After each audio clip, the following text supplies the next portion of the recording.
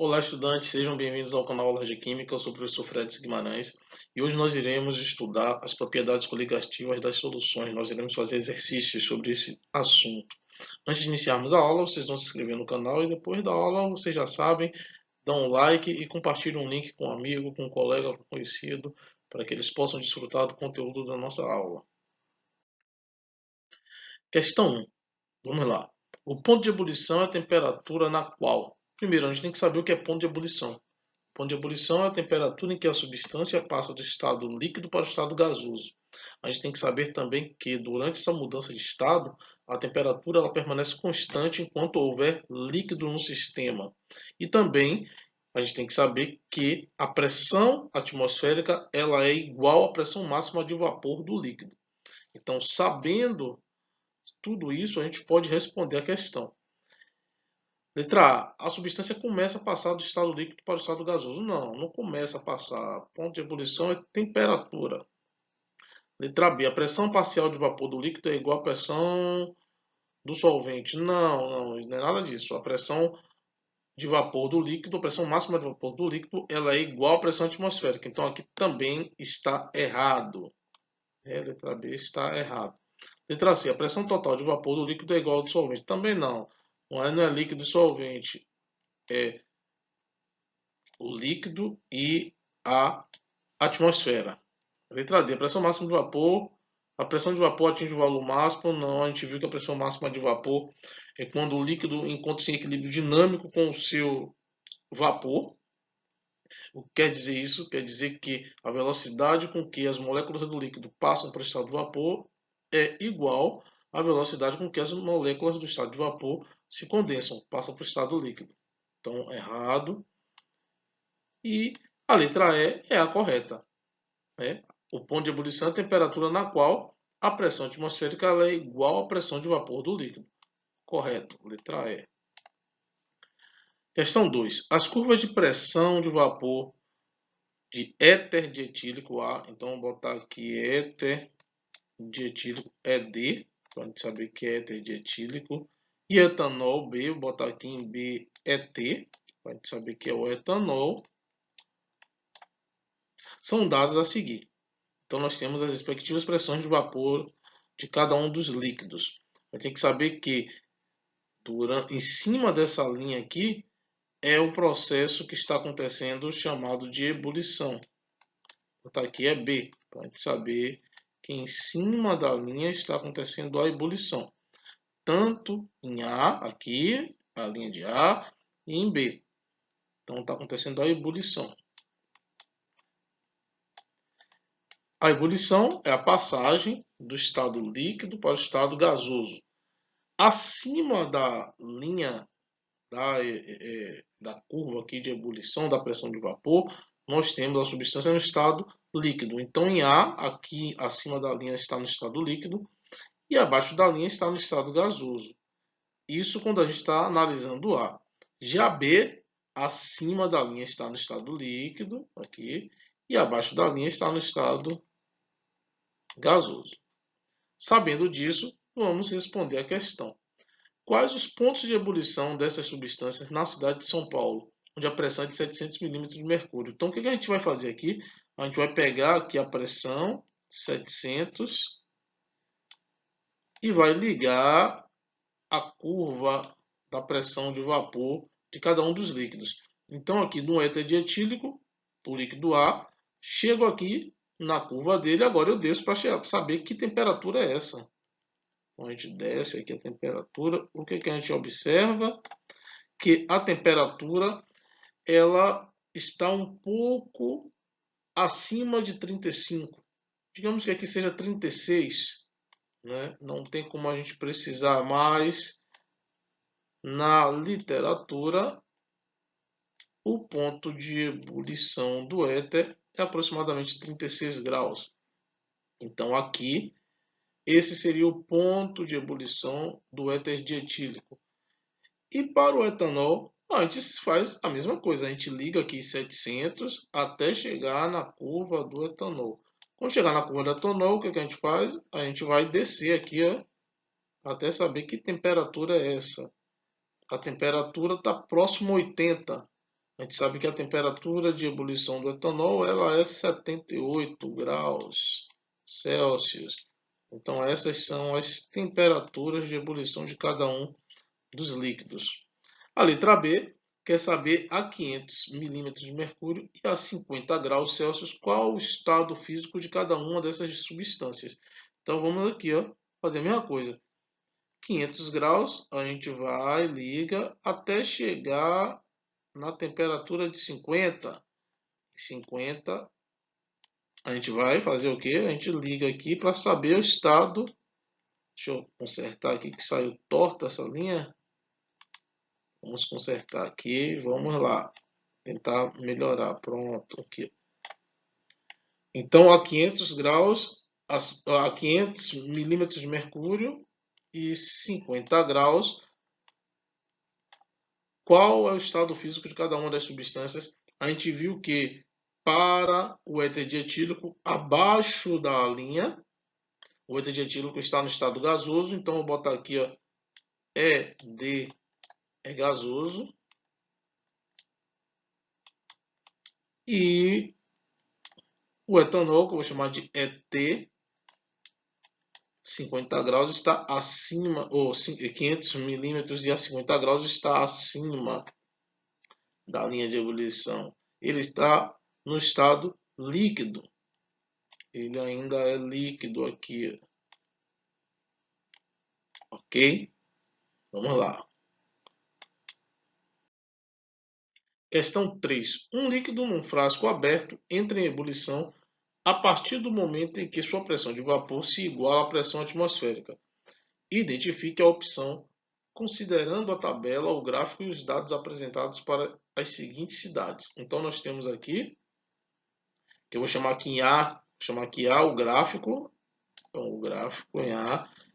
Em B nós temos uma tabela, altitude versus pressão atmosférica. Em C nós temos uma outra tabela onde nós temos as cidades e as respectivas altitudes. Então vamos analisar o gráfico. O que a gente observa aqui no gráfico? Que à medida que a pressão atmosférica ela vai aumentando, a pressão de vapor, perdão, ela vai aumentando, o que a gente observa? A temperatura também vai aumentando, a temperatura de ebulição do líquido. Ó, vejam aqui, por exemplo, 60. Tá uma pressão atmosférica que é uma pressão de vapor de mais ou menos 150. Quando chega aqui em 80, a pressão de vapor ela sobe para 400. Quando está aqui em 100, a pressão de vapor ela chega a aproximadamente 760. Então, o que a gente pode observar? Que à medida que a gente aumenta a temperatura, a pressão de vapor do líquido ela vai aumentando. A gente tem que lembrar disso, que a pressão de vapor ela depende da natureza do líquido e depende da temperatura. Se a temperatura é maior, a pressão de vapor é maior. A gente pode levar em consideração também a questão da altitude. Então, o que a gente pode observar? Que quando a altitude é baixa, a pressão atmosférica ela é alta. Então, aqui, ó, botar aqui altitude, botar um A aqui. Quando A é alto, perdão, quando A é baixo, né? Quando A é baixo, lá, quando A é baixa, quando a altitude é baixa, a pressão atmosférica, eu vou botar aqui PAT, ela é alta. Então aqui uma cidade que está a altitude zero, que seria o nível do mar. A pressão atmosférica ela é maior. Então aqui, ó, aqui seria nível do mar em zero, a pressão atmosférica ela é maior. Se a pressão atmosférica ela é maior, o líquido para passar para o estado gasoso, ele precisa de uma temperatura maior. Ele tem uma dificuldade para passar para o estado gasoso, porque a pressão atmosférica, que é a pressão de oposição, ela é grande. Então, para que as moléculas do líquido saiam para o estado de vapor, para o estado gasoso, é necessária uma temperatura maior. Então, vou botar aqui a temperatura de ebulição, botar aqui TEB, ela é maior. Então, altitude baixa, pressão atmosférica alta, temperatura de ebulição também alta. O que a gente observa? À medida que a altitude vai aumentando, a pressão atmosférica ela vai diminuindo e, consequentemente, a temperatura de ebulição também irá diminuir. Okay? Porque se a pressão atmosférica diminui, ou seja, que a pressão de oposição está diminuindo, então o líquido vai passar mais facilmente para o estado gasoso, para o estado de vapor. Em C, nós temos aqui as cidades e as alturas, né? As altitudes. Natal é uma cidade que está considerada uma cidade que está ao nível do mar, então a altitude seria zero. Campos do Jordão, que tem uma altitude de 1.628 metros, e o Pico da Neblina, em Roraima, cuja altitude é de 3.014 metros. Analisando gráfico e tabelas, agora sim a gente pode ir para a questão. A temperatura de ebulição será maior em Campos do Jordão? Não. Ela vai ser maior em Natal. Por que vai ser maior em Natal? Porque Natal é quem está ao nível do mar, quem está mais baixa. Lembre-se, altitude baixa, pressão atmosférica elevada, temperatura de ebulição elevada. Então, ela não é maior em Campos do Jordão. Ela é maior em Natal. Letra B, menor em Natal? Não, eu acabei de falar agora. Em Natal ela é maior. Ela é menor no Pico da Neblina. Correto. Por que ela é menor no Pico da Neblina, professor?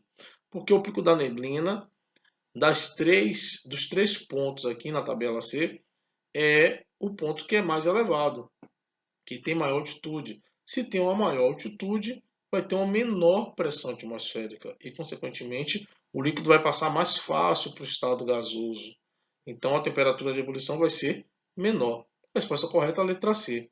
Vamos olhar aqui as outras letras. Né? Letra D, igual em Campos de Jordão e Natal, não. Elas não estão na mesma altitude, então não será igual. Não dependerá da altitude, depende sim da altitude. A gente viu agora aqui que depende da altitude. Então, a resposta correta, a letra C, a temperatura de ebulição será menor no pico da neblina. Questão 4. As propriedades coligativas das soluções dependem. A gente tem que lembrar que propriedades coligativas dependem da quantidade de partículas dispersas e não da natureza, não da qualidade das partículas, depende da quantidade. Então, sabendo disso, a gente pode analisar aqui as letras da questão 4, as proposições da questão 4, e ver que a resposta correta é a letra D.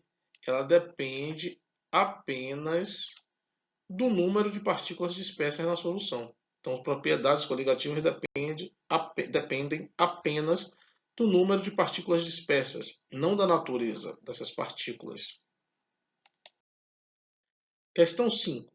Considere o gráfico a seguir, que representa as variações das pressões máximas de vapor da água pura, AP, e duas amostras líquidas A e B em função da temperatura. Então, nós temos aqui o gráfico para a gente analisar e vamos às proposições. Pede-se concluir que em temperaturas iguais, se serão temperaturas iguais, vamos olhar aqui, vamos pegar aqui, por exemplo, a temperatura de 80 graus. Por que 80 graus? Porque 80 graus é uma temperatura que passa pelas três amostras, né? Passa pela água pura e passa pelas amostras líquidas A e B.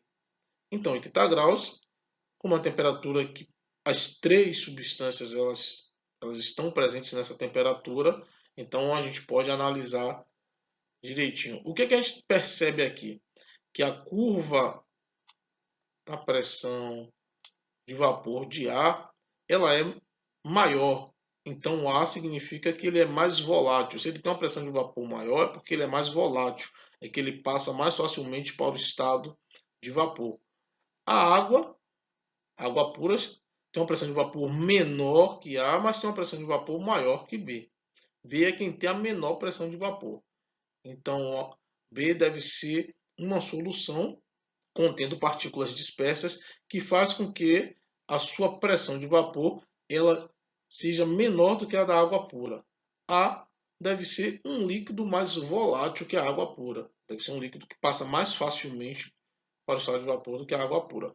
Mas vamos analisar as proposições. Então, a amostra A constitui-se em um líquido menos volátil que a água pura. Não, não é menos volátil, ele é mais volátil. Se ele tem uma pressão de vapor maior, é porque ele é mais volátil, é porque ele passa mais facilmente para o estado de vapor. A amostra B pode ser constituída de uma solução aquosa de cloreto de sódio.